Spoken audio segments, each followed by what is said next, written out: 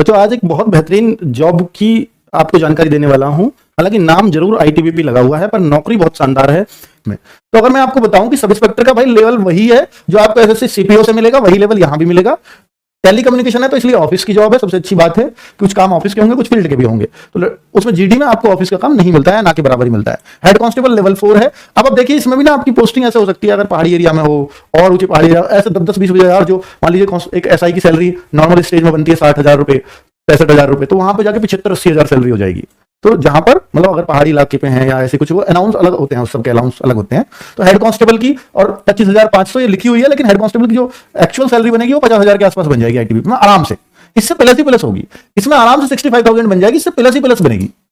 ठीक है, plus plus क्यों? क्योंकि ऐसे एरियाज में पर आपकी सेफ जगह ही होगी फिर भी, क्योंकि आपकी जनरल ड्यूटी नहीं, हथियार नहीं है आपके पास। कांस्टेबल लेवल 3 में होगा और भाई इसमें भी आपकी जो है सैलरी ठीक ठाक बनेगी, आराम से 40 से 45,000 सैलरी बन जाती है। ठीक है, अदर अलाउंसेस मैंने बोला ना, अदर अलाउंसेस बहुत मिलते हैं। ये तो मैं नॉर्मल बता रहा हूं जो हर किसी को मिलेगी। अदर अलाउंस जुड़ के इसमें बहुत अच्छी खासी सैलरी एक बन जाएगी। बच्चे इसमें एज क्या है, कौन लोग फॉर्म भर सकते हैं, वो सारी बातें बताऊंगा। कि 20 से 25 साल जैसे एसएससी सीपीओ में आप सब इंस्पेक्टर की देखते हो वही यहां है। 3 साल ओबीसी को छूट में मिलेंगे, एससी एसटी को 5 साल छूट लगा लीजिए। हेड कांस्टेबल में 18 से 25 साल एज है और आपको 3 साल फिर ओबीसी में 18 से 28 तक भर लोगे, एससी एसटी में 18 से 30 तक भर लोगे। कांस्टेबल में 18 से 23 जैसे एसएससी जीडी में होती है, सेम वही एज दे रहा है। 18 से 23, 18 से 25, 18 से 26 हो जाएगी ओबीसी, एससी एसटी हो जाएगा 18 से 28 साल। ठीक है, तो ये बात ही इन्होंने यह लिखी है किस किस को छूट मिलने वाली है। और बताता हूं तो बच्चों सब इंस्पेक्टर के लिए योग्यताएं क्या है, क्वालिफिकेशन क्या है। दिख नहीं रहा शायद ये पेज, थोड़ा सा देख लेना बच्चों को। मैं बता देता हूं बच्चों, सब इंस्पेक्टर के लिए bachelor degree in science with physics. तो आप ये केमिस्ट्री मैथमेटिक्स, तो यानी जिसने भी बीएससी की हुई है, और बीएससी पीसीबी से नहीं, physics chemistry and mathematics, biology नहीं चलेगी। BSc PCM physics chemistry math वो चल जाएगी। और अगर ये नहीं है तो इंफॉर्मेशन टेक्नोलॉजी आईटी से बीएससी की हो, कंप्यूटर साइंस से बीएससी बीटेक किया हो, इलेक्ट्रॉनिक्स से किया हो एंड कम्युनिकेशन से किया हो, इलेक्ट्रॉनिक्स एंड ये क्या है instrumentation from a recognised university, तो इनसे किया हो। अगर ये सब नहीं है तो फिर क्या चल सकता है? और अगर वो नहीं है तो बैचलर इन कंप्यूटर एप्लीकेशन, यानी आपने बैचलर डिग्री कंप्यूटर एप्लीकेशन में की हो तो बहुत बढ़िया, वो भी चल जाएगा। बी की हुई हो bachelor in electronics and communication, वो तो ऊपर भी शायद लिखा ही हुआ था। और एसोसिएट मेंबर ऑफ, यानी और ये भी चल जाएगा, associate member of institution of electronics and communication. Electronics communication की तो कैसी भी डिग्री चल जाएगी, कुल मिलाकर ये है। ये योग्यता आप एक बार पढ़ सकते हो। हेड कांस्टेबल के लिए बात करूं, ये सब इंस्पेक्टर के लिए थी, तो इसलिए आधा बच्चा तो यहीं छट जाता है। आधा क्या मैं कहूंगा कि 30-40% बच्चा ही रह जाता है यहां पर। तो बीएससी पीसीएम 40 भी नहीं करते, ओवरऑल 30% करते हैं। बीटेक वाले तो सभी चल जाएंगे क्योंकि वहां भी फिजिक्स केमिस्ट्री मैथ्स तो होते ही हैं। और आप देख लीजिएगा, मतलब चलेगा नहीं, फिलहाल आपके सामने योग्यताएं लिखी हुई हैं। हेड कांस्टेबल टेलीकम्युनिकेशन के लिए क्या योग्यताएं चाहिए? 12th पास चाहिए, फिजिक्स केमिस्ट्री एंड मैथमेटिक्स, क्योंकि जब टेक्निकल पोस्ट है तो चीजें भी वही मांगते हैं। 12th पास अगर पीसीएम से हो तो बेस्ट है। एग्रीगेट यानी 45% टोटल मार्क्स चाहिए, 45% कम से कम आपके मार्क्स होने चाहिए ओवरऑल, किसी एक सब्जेक्ट में नहीं। एग्रीगेट का मतलब यह है। अगर ये नहीं है तो फिर दूसरी कंडीशन, या 10th, देखिए सबसे ज्यादा वैकेंसी इसी में, इसको गौर से सुनना है। 10th पास और प्लस उसमें आपको आईटीआई अगर आपने कर रखी है तो आईटीआई भी उसने बोला है इलेक्ट्रॉनिक्स में होनी चाहिए, या इलेक्ट्रिकल या computer from a recognised university, तो ये चलेगा। या अगर ये भी नहीं है, ऊपर के दोनों में से कुछ भी, तो फिर 10th class from a recognised board with science, यानी पीसीएम, साइंस तो कॉमन ही होती है 10th तक, and with 3 years diploma in electronics communication और मतलब इलेक्ट्रॉनिक्स में हो, कम्युनिकेशन में हो, तो इनमें 3 years का डिप्लोमा, शायद पॉलिटेक्निक वगैरह की बात कर रहा होगा, तो वो सब इसमें चल जाएगा। अब कांस्टेबल्स की क्या है? सब इंस्पेक्टर का सुन लिया, हेड कांस्टेबल का सुन लिया। कांस्टेबल के लिए क्या क्वालिफिकेशन है? वैकेंसीज कम है, फॉर्म कम आएंगे, और आपको भरना है नहीं भरना ये आपकी कॉल है। तो भाई इसमें एसेंशियल क्वालिफिकेशन है matriculation from a recognised board, only 10th, जो जीडी में मांगते हैं। तो इसमें कुछ भी टेक्निकल नहीं मांगा, 10th ओनली। ये सिर्फ किसमें है? कांस्टेबल में। क्लियर?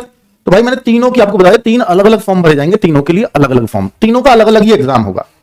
ठीक है, योग्यता ही अलग अलग है पूरी तरह से। अब एग्जाम में क्या आएगा वो भी बताऊंगा, फिजिकल क्या है वो भी बताऊंगा, यही काम रह गया। और भाई अब इंसेंटिव में बोनस मार्क्स भी दिए जाएंगे, एनसीसी के भी मिलेंगे और इसके भी बोनस मार्क्स मिलेंगे। एनसीसी के लास्ट में बताऊंगा। Degree holders in subject concern with telecommunication and electronics 5 number. अगर आप देखिए बीएससी पीसीएम हो लेकिन उसके साथ टेलीकम्युनिकेशन और इलेक्ट्रॉनिक्स में कोई डिग्री होल्डर है, तो भाई ये 5 नंबर आपको सिर्फ वैसे ही आगे हो जाएगा, इसके पास 5 नंबर आपसे एक्स्ट्रा रहेंगे ही रहेंगे। एक बच्चा diploma certificate holders in subject concern with telecommunication, अगर ये है तो 3 नंबर मिल जाएंगे इसके। अगर किसी ने आईटीआई भी कर रखी है तो 2 नंबर मिल जाएंगे इसके।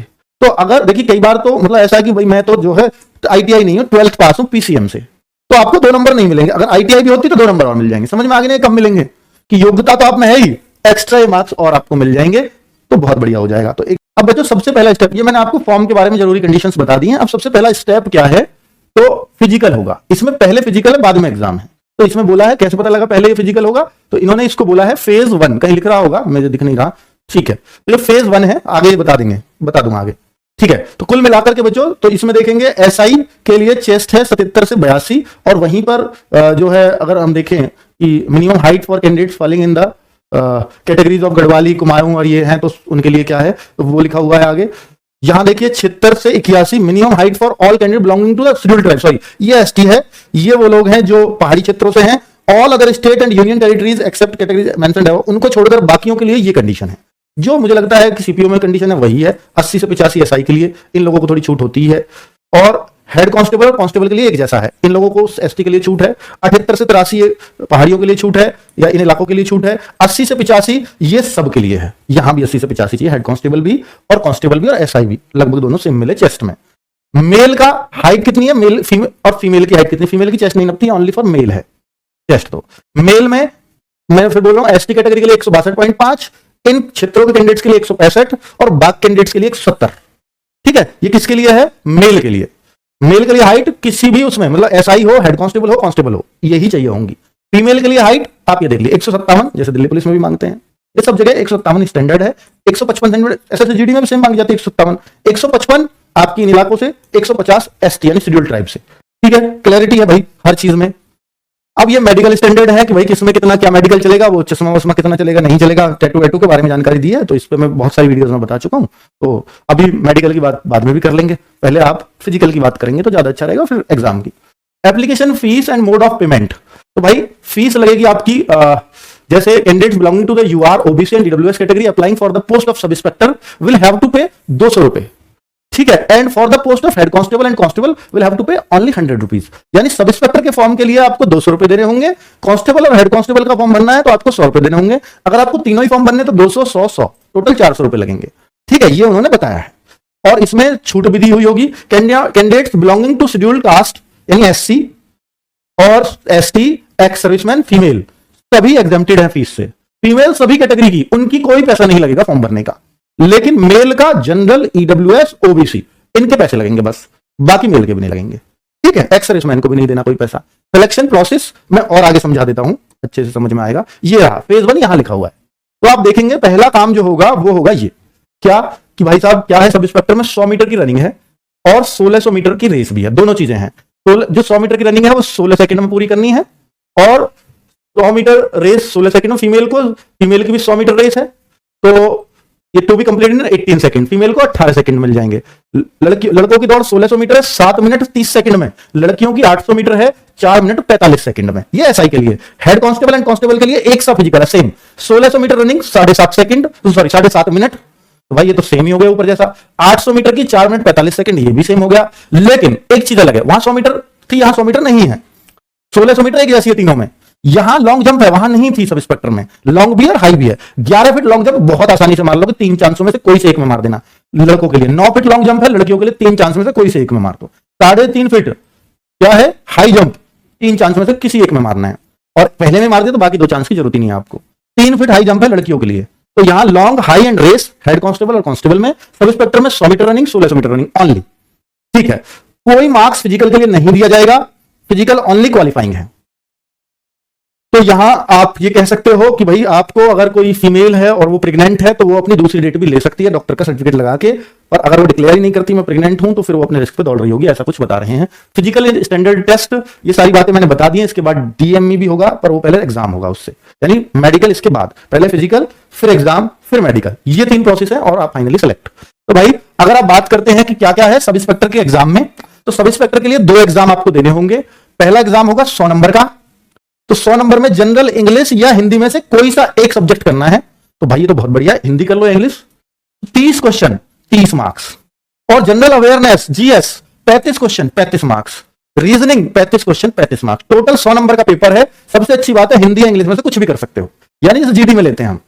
और पेपर 2 क्या है सर, पेपर 1 तो बहुत मजेदार है एसआई का, पेपर 2 और देख लो, पेपर 2 में फिजिक्स की भी तो पूरा टेक्निकल है, फिजिक्स भी आएगी, केमिस्ट्री भी आएगी, मैथ भी आएगी, इलेक्ट्रॉनिक्स भी आएगी, कम्युनिकेशन भी आएगा, इंफॉर्मेशन टेक्नोलॉजी भी होगी, कंप्यूटर साइंस भी होगा, इलेक्ट्रिकल भी होगा। तो ये टोटल हर चीज के क्वेश्चन दिए हैं 10-10, किसी के 20 दिए हैं कम्युनिकेशन में, क्योंकि उसी की पोस्ट है, और बाकी सबके 10-10। तो टोटली 9 सब्जेक्ट हैं, 100 नंबर का पेपर है, एक सब्जेक्ट बस 20 नंबर का, बाकी सब 10-10 के हैं। तो ये क्लियर, तो इसके दोनों का जो बनेगा उससे आपकी मेरिट लग जाएगी। कुल मिलाकर ये OMR या CBT बेस्ड होगा, ऑनलाइन होगा या ऑफलाइन होगा, ठीक है। बहुविकल्पीय टाइप ही पेपर है, ऑब्जेक्टिव टाइप ही। अब मैं बता देता हूं हेड कांस्टेबल, जिसकी सबसे ज्यादा वैकेंसी है, और फिर कांस्टेबल पे आते हैं। हेड कांस्टेबल में क्या है, इंग्लिश या हिंदी में से कोई सी एक चीज कर लो, 20 क्वेश्चन 20 मार्क्स, जीएस में 15 क्वेश्चन 15 मार्क्स, रीजनिंग में 15 क्वेश्चन 15 मार्क्स, फिजिक्स यहां एक चीज, 2 चीज extra, even physics and chemistry bilingual है, 20 क्वेश्चन फिजिक्स के, 10 क्वेश्चन केमिस्ट्री के, बायो का कोई मतलब नहीं, और मैथ्स के भी 20 क्वेश्चन 20 मार्क्स के। इनका आपको सिलेबस देखना है, तो सिलेबस अभी तो जिक्र नहीं हुआ है, प्रीवियस ईयर से ही आपको अंदाजा लगाना पड़ेगा। ये एक बार मैं नोटिफिकेशन और देख करके, या आप भी देख लीजिएगा, इतना तो यार पढ़े लिखे हो गई। 100 नंबर एक ही पेपर है, ये हेड कांस्टेबल में ओनली 1 पेपर है, 100 क्वेश्चन 100 नंबर, 2 घंटे का पेपर, ठीक है। अब बात करते हैं, और ये पेपर है 12th स्टैंडर्ड का आएगा, 12th के लेवल का आएगा, एसआई में ग्रेजुएट लेवल का, कांस्टेबल में 10th लेवल का पेपर आएगा। कांस्टेबल कम्युनिकेशन में क्या क्या आएगा, जो बिल्कुल जीडी का पेपर होता है, पर वो 80 का, यहां 100 क्वेश्चन है। कैसे हैं, इंग्लिश और हिंदी में से कोई सी एक चीज कर लो, 20 क्वेश्चन आएंगे 20 मार्क्स के। जीएस में 25 क्वेश्चन है आपके, रीजनिंग में 25 क्वेश्चन, और मैथ्स के 30 क्वेश्चन है। तो ये आपको बता दिया उसने, 80 ना होकर के जैसे 20-20 होते हैं जीडी में, ये ऐसा नहीं है, 20, 25, 25 और 30। तो इस तरह से 100 नंबर का पेपर बनता है, एक ही पेपर से फाइनल सिलेक्शन होगा। तो आपको तीनों के मैंने स्टैंडर्ड बता दिए क्या क्या है, अब आप चूज कर लीजिएगा कौन सा फॉर्म भरना है, कौन सा नहीं। फिर आगे डीएमई है, यानी आपका जो है डिटेल्ड मेडिकल एग्जामिनेशन, इसमें ही आपके डॉक्यूमेंट वेरिफिकेशन वगैरह डॉक्यूमेंट्स यहीं पे चेक होंगे। फिजिकल पे आपका वेट चेक होगा, पर मतलब ओवरवेट में या लोअर वेट में किसी को, या अंडरवेट में किसी को निकाला नहीं जाएगा, वो फिर फाइनली यहां पे निकाला जाएगा मेडिकल में, अगर आपका ओवरवेट होता है तो, ठीक है। एनसीसी के मार्क्स दिए जाएंगे, कितने कितने दिए जाते हैं, क्योंकि 100 नंबर का पेपर है, तो 5 नंबर सी सर्टिफिकेट पे, 5% 100 का, और भाई 3% यानी 3 नंबर आपके बी सर्टिफिकेट पे, 2% यानी 2 नंबर आपके ए सर्टिफिकेट पे। तो इस तरीके से एनसीसी के मार्क्स दिए जाते हैं। तो पूरा नोटिफिकेशन मैंने एक्सप्लेन कर दिया है बहुत ही आसान भाषा में। मुझे लगता है कि जिसको फॉर्म भरना होगा उसको समझ आ गया होगा, जिसको नहीं भरना है वो आपकी मर्जी है। धन्यवाद, नमस्कार।